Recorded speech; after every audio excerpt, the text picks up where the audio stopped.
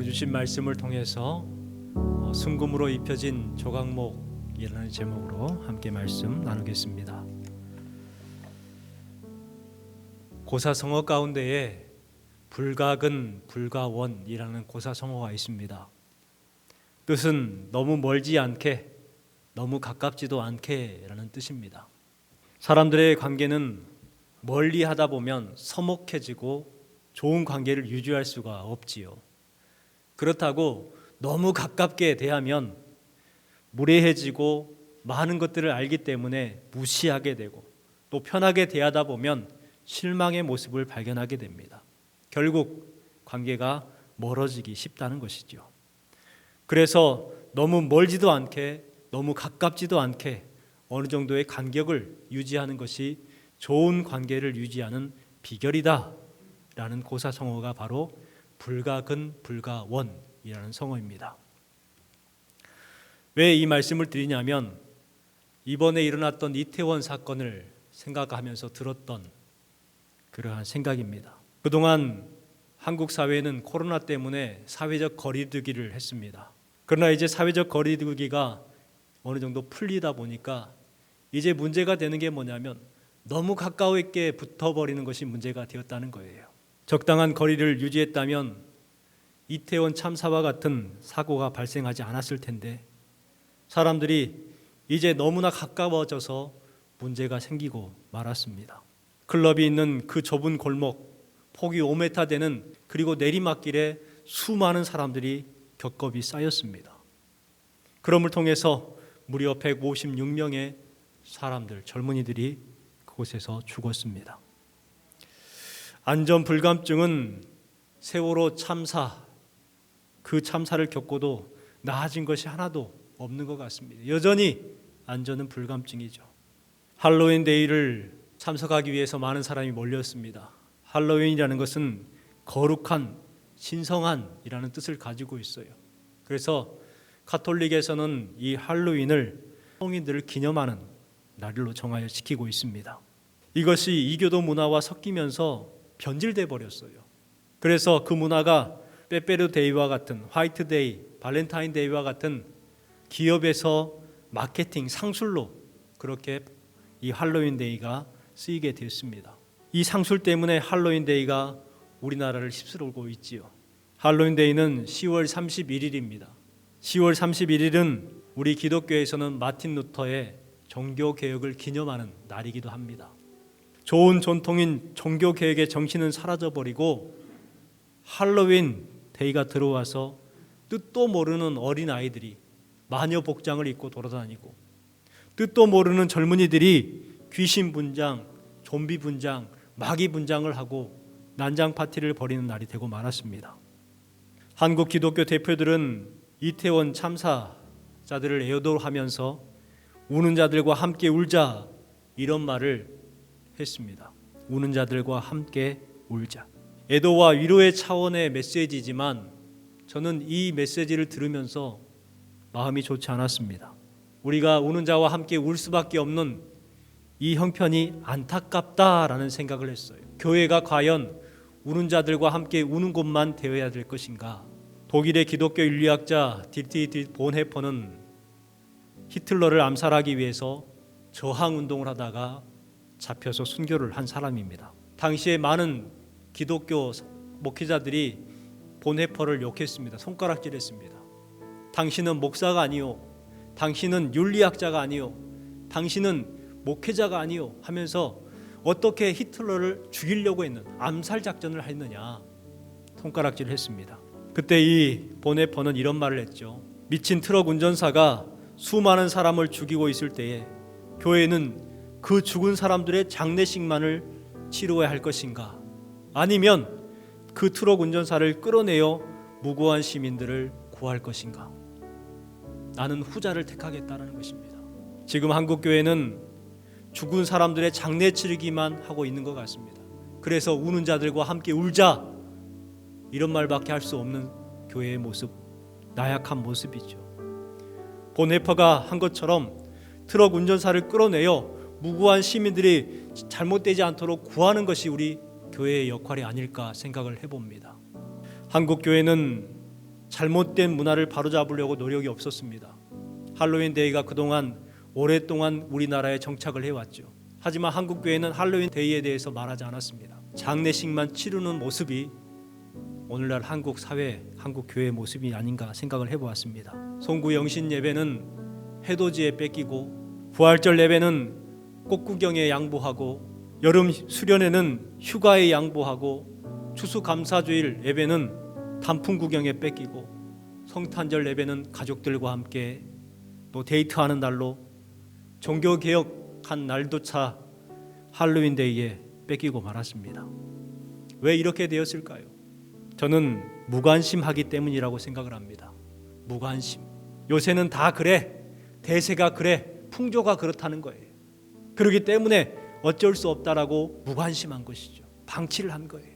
사도 바울께서는 로마서 12장 2절 말씀에 분명 우리에게 경고하셨습니다. 같이 읽어보겠습니다. 너희는 새를 본받지 말고 오직 마음을 새롭게 함으로 변화를 받아 하나님의 선하시고 기뻐하시고 온전하신 뜻이 무엇인지 분별하도록 하라. 주신 말씀해 보세요. 이 세대를 본받지 말고 이 풍조, 요새, 대세 이런 것들을 따르지 말고 하나님의 선하시고 기뻐하시고 온전하신 뜻이 무엇인지를 생각하라, 분별하라는 거예요. 여러분, 우리 성도들은 분별의 삶을 살아가야 될 줄 믿습니다. 우리 성도들은 풍조를 따라가는 게 아니에요. 대세를 따르는 사람들이 아니에요. 말씀을 통하여서 이 세상을 분별할 줄 아는 삶을 살아가야 하는 것입니다. 이 말씀처럼 여러분 모두가 이 세대를 본받지 말고 분별하여서 하나님의 선하시고 기뻐하시고 온전하신 뜻만 행하시는 저와 여러분 되시기를 주님의 이름으로 축원합니다. 오늘 말씀에는 널판에 대한 말씀이 기록되어 있습니다. 널판은 이스라엘 백성들에게 하나님의 임재를 경험할 수 있는 성막의 기둥의 역할을 하고 있는 것이 바로 이 널판들입니다. 이 널판의 재료는 조각목으로 쓰였습니다. 우리 20절부터 22절까지 말씀 같이 읽어보겠습니다.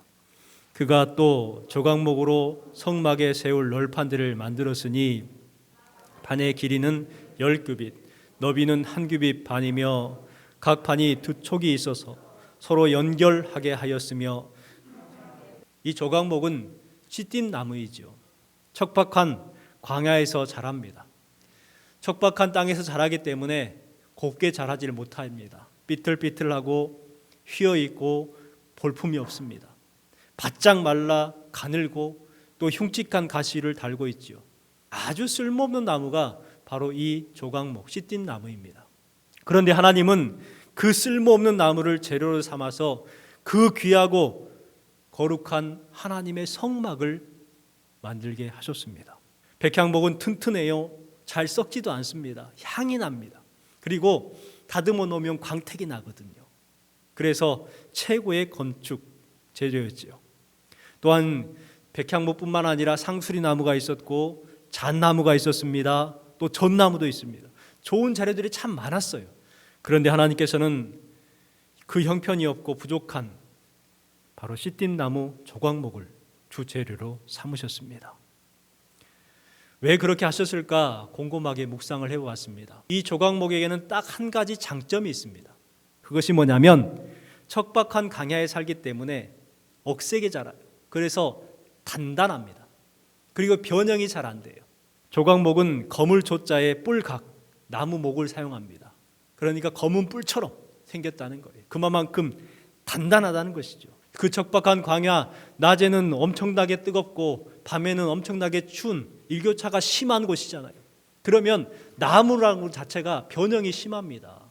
조각목은 변형이 잘 안 되는 거예요. 우리 성도들이 이 조각목처럼 어떠한 상황에서도 변형이 되거나 변질이 되지 않는 그러한 믿음을 우리가 소유해야 하는 줄 믿습니다. 다니엘을 생각해 보세요. 다니엘은 사자굴에 던져진다 해도요, 여전히 그는 감사했고 기도했어요. 변질되지 않는 믿음을 가지고 있었죠. 사드락과 메삭과 아벳느고는 영광로에 들어간다 해도요, 우상 앞에 절하지 않았습니다. 변형이 되지 않았어요. 또한 에스더는 어떻습니까? 죽을 줄 알아요. 가면 죽어요. 하지만 죽으면 죽으리다 왕 앞에 나갔던 그 믿음, 변하지 않는 믿음, 이 믿음이 바로 저와 여러분의 믿음이 되었으면 좋겠습니다. 여러분 모두 조각목처럼 변형이 없고 강직한 믿음의 성도들이 되시기를 주님의 이름으로 축복합니다. 또 한 가지는요, 바로 고린도전서 1장 말씀에 기록되어 있습니다. 우리 고린도전서 1장 26절부터 29절까지 말씀 같이 읽어보겠습니다. 형제들아, 너희를 부르심을 보라. 육체를 따라 지혜로운 자가 많지 아니하며 능한 자가 많지 아니하며 문벌 좋은 자가 많지 아니하도다. 그러나 하나님께서 세상에 미련한 것들을 택하사 지혜 있는 자들을 부끄럽게 하려 하시고 세상에 약한 것들을 택하사 강한 것들을 부끄럽게 하려 하시며 하나님께서 세상에 전한 것들과 멸시받는 것들과 없는 것들을 택하사 있는 것들을 폐하려 하시나니 이는 아무 육체도 하나님 앞에서 자랑하지 못하게 하려 하심이라. 왜 씨띠 나무와 같은 가치 없고 볼품없는 나무를 그렇게 쓰셨을까? 바로 주신 말씀에 그 해답이 있는 것 같습니다. 성도들은 육체를 따라서 지혜로운 자가 많지 않다, 능한 자가 많지 않고 문벌 좋은 자가 많지 않다. 그 이유가 무엇인 줄 아느냐? 바로 사도 바울께서는 고린도 교회 성도들에게 그 해답을 알려주고 있는 거예요. 하나님께서 세상에 미련한 너희들을 택하셔서 지혜 있는 자를 부끄럽게 하시려고, 하나님께서는 세상에 약한 너희들을 택하사 강한 것들을 부끄럽게 하시려고, 하나님께서는 세상에 천한 것들, 멸시받는 것들, 없는 것들을 택하사 있는 것들을 부끄럽게 하시기 위해서 바로 백향목이 아니라 씨띠나무와 같은 우리를 택하셨다는 것입니다. 그래서 하나님 앞에 아무도 자랑하지 못하게 하려 하심이다 라고 말씀하고 있는 거예요.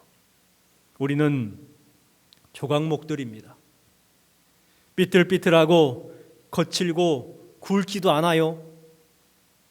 다듬기도 힘들고 다듬어봐야 몇 도 나지 않습니다. 가시만 많아요. 그런데 하나님께서는 조각목 같은 우리를 통해서 성전을 이루게 하셨고 생명나무가 되게 하셨습니다. 이것이 바로 하나님의 은혜이죠. 하지만 조각목은 그대로 사용되는 것이 결코 아닙니다. 사용되기 위해서는 변화의 과정이 필요한데 가장 먼저는 뿌리에서 잘려야 돼요. 씨띠나무는 척박한 땅에 자라기 때문에 생존 경쟁을 해야 합니다. 어떻게든 누군가 다른 것을 죽이고 내가 빼앗아야 살 수가 있는 거예요. 그래서 가시가 많아요. 뿌리를 넓게 뻗고 악뿌리입니다. 문제는 자신이 살기 위해서 주변의 나무를 죽여야 한다는 거예요. 뿌리를 뻗어서 다른 식물의 뿌리를 감싸버립니다. 영양분을 빼앗고 수분을 빼앗아버립니다. 그래서 죽어요. 조각목 밑에는 다른 나무들이라 풀이 자랄 수가 없어요.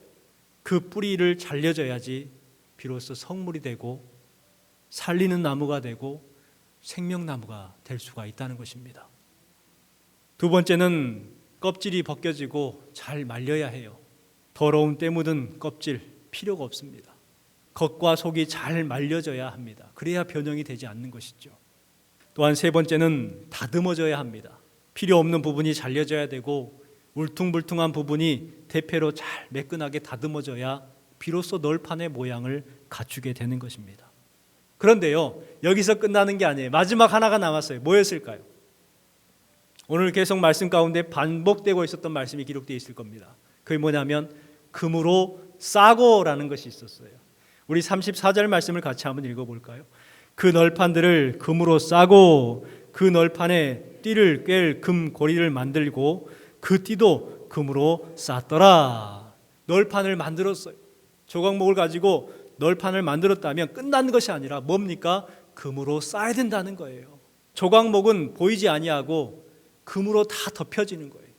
씨띠 나무에 금으로 입혔을 때에 씨띠 나무는 보이지 않는 것처럼 우리 성도들이 나의 모습은 감추어지고 예수 그리스도의 모습만 드러나는 삶을 살았으면 좋겠습니다. 조각목은 못난 인생이지만 예수님 안에 거할 때에 약하지만 강하게 되고 가난하지만 부하게 되고 배움이 없지만 진리를 알게 되는 줄 믿습니다. 종이와 같아요.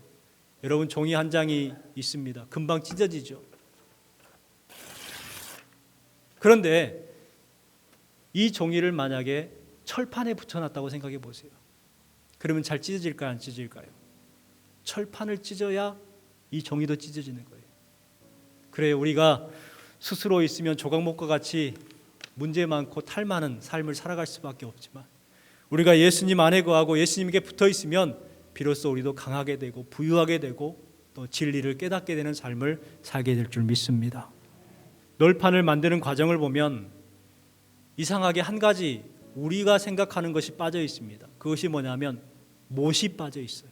조각목을 널판으로 만들고 그리고 그 널판들 48개를 연결할 때에 못을 사용했다는 말이 한마디도 기록되어 있지 않아요. 뭐가 기록되어 있느냐? 고리로 만들고 띠로 끼워서 서로 연결하라라고 기록되어 있습니다. 여러분, 이 말씀을 생각하면서 우리 교회 공동체를 생각해 볼 수가 있습니다. 우리 교회 공동체는 못과 같은 것으로 억지로 연결된 공동체가 아니에요. 그렇잖아요. 여러분, 억지로 교회에 나오셨습니까? 어쩔 수 없이 코 깨어서 나오셨습니까? 아니에요. 여러분은 하나님의 은혜로 이 자리에 나오신 줄 믿습니다. 우리는요, 하나님의 은혜로 세워진 짝지워진 공동체예요.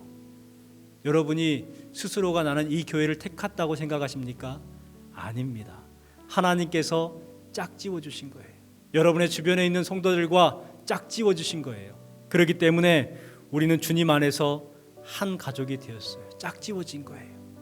서로 연결된 것입니다. 혹시 빠지거나 삐걱삐걱 되면 어떻게 될까요? 널판들이 바로 서지 못하는 거예요. 띠가 빠져버리고 고리가 빠져버리면 더 이상 성막에 그 휘장들을 받칠 수가 없습니다. 그렇기 때문에 서로의 자리에서 자기의 역할들을 감당해야 비로소 한 몸을 이룰 수 있는 널판들이 될 수가 있는 것이죠. 우리는 못으로 억지로 연결된 공동체가 아니라 주님의 은혜로 연결된 공동체요, 짝지워진 공동체라는 것을 기억하시고 거룩한 한 몸을 이루는 교회 되시기를 주님의 이름으로 축복합니다. 우리는 조각목들입니다. 조각목이 광야에서는 그냥 방치되면 볼품이었고 해를 주지만 하나님의 은혜로 덧입혀지고 다듬어졌을 때에 성막 안에 생명을 살리는 나무가 된 줄 믿습니다. 여러분 모두가 주님 안에서 이와 같은 생명나무들이 되시기를 주님의 이름으로 축원합니다.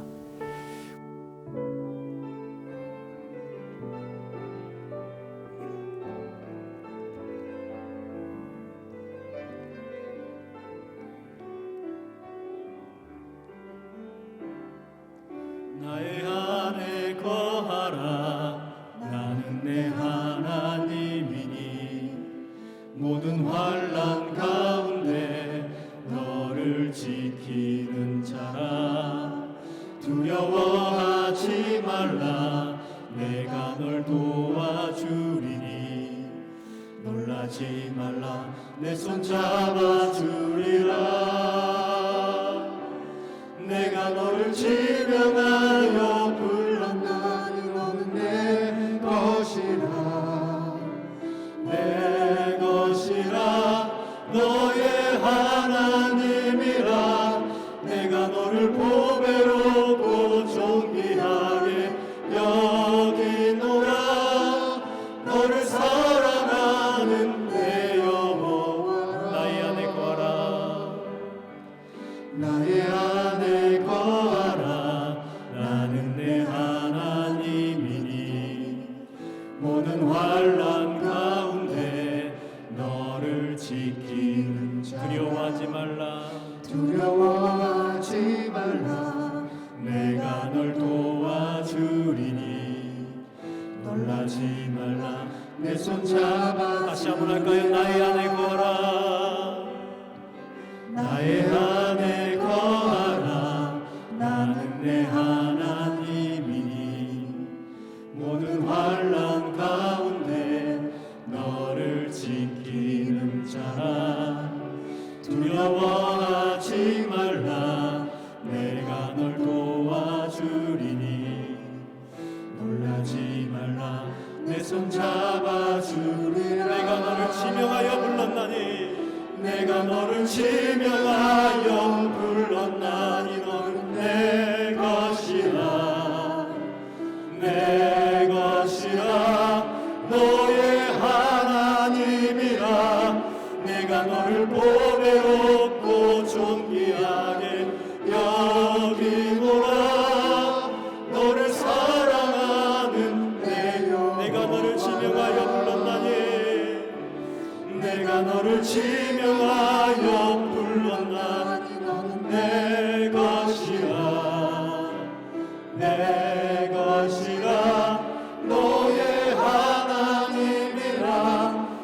내가 너를 보배롭고 존귀하게 여기노라. 너를 사랑